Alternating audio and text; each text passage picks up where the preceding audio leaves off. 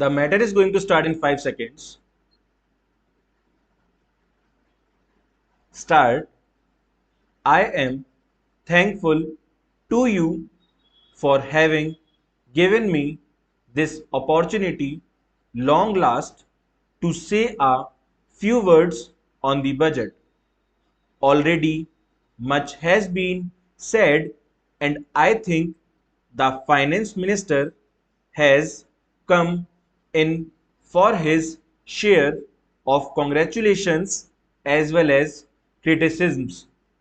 So there is not very much to say, but I should like to say a few words. The increased development expenditure and the absence of any new taxation has earned for the budget a good response even from the businessmen. I specially welcome the relief given to the middle classes by raising the exemption limit of income tax in respect of personal income.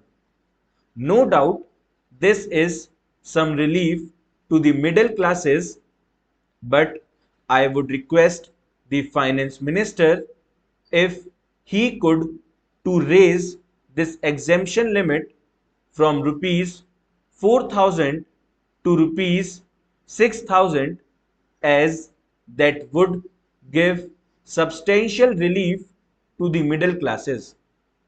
I am indeed glad that the Taxation Enquiry Commission has been appointed with Dr. John Mathai as the chairman, and I am sure that many of the vexed problems may be solved through this commission. At the same time, I would request the finance minister to put off the estate duty bill for the present, since this inquiry commission has been appointed and they may go into this question. For I feel that it is not an opportune movement to put on more taxes on the people. Already, as Mr. Gadgil has pointed out, there are so many taxes on the people. The people are overburdened by taxes and they are just trying to recover their stability. So, in regard to estate duty, I would ask him to consider about it. My reason for asking it to be postponed is, as I have said, that the people are still facing economic distress, and then our government is not able to offer the amenities which other countries have, where the estate duty exists, such as free compulsory education for children, free medical aid, homes for the poor, and the destitute, old age pension, etc. So, my humble suggestion is that this point may be considered by the Taxation Enquiry Commission.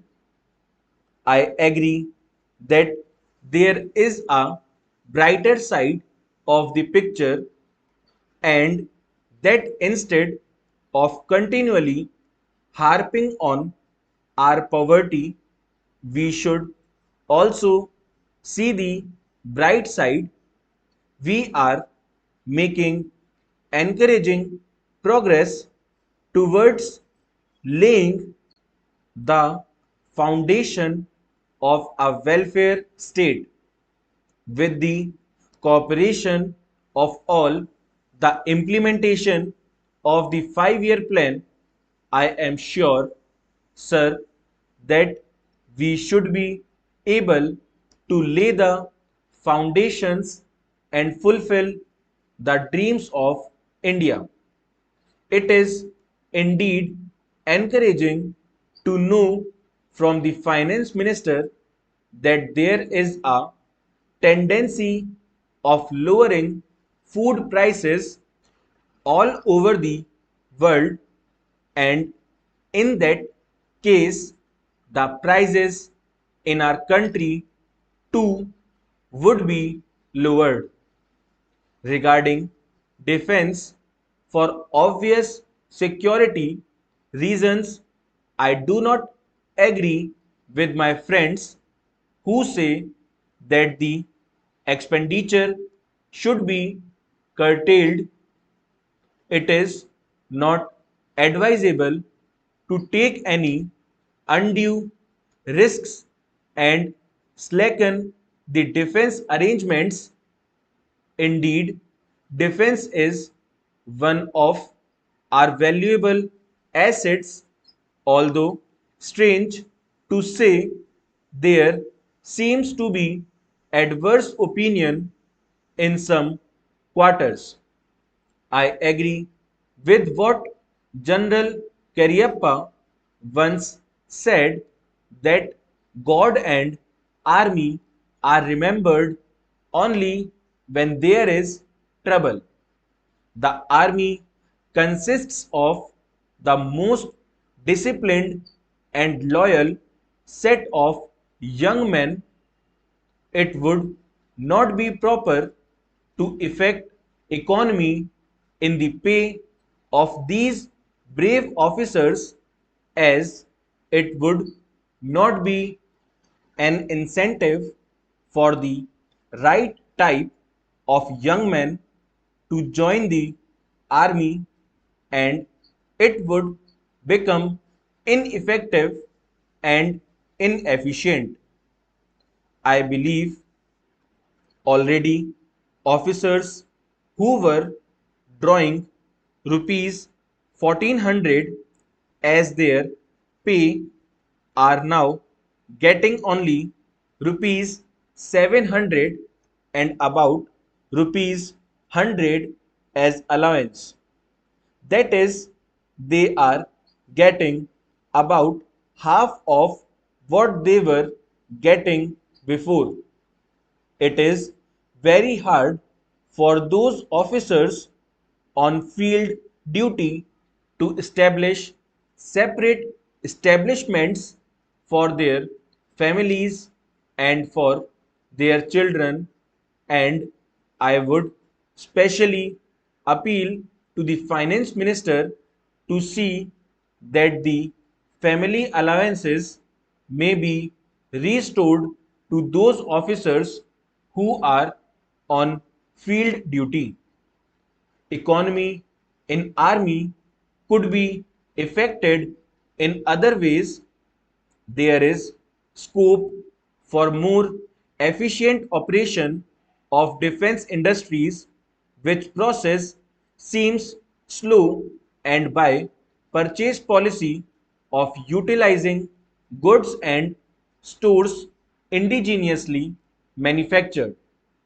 Preference should be given to country made war materials, such as could be produced here, and they would be cheaper than foreign made goods.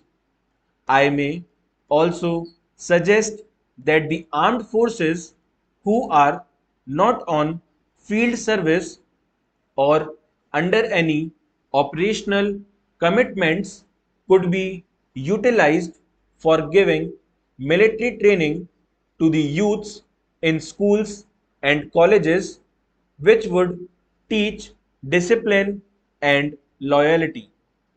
The university authorities should make military as part of their compulsory education, just as they have adopted social, domestic, and political sciences. The National Cadet Corps is already inculcating military training in some universities such as Bombay and Calcutta. But if military training is made compulsory for our university students, it will go a long way. Full stop.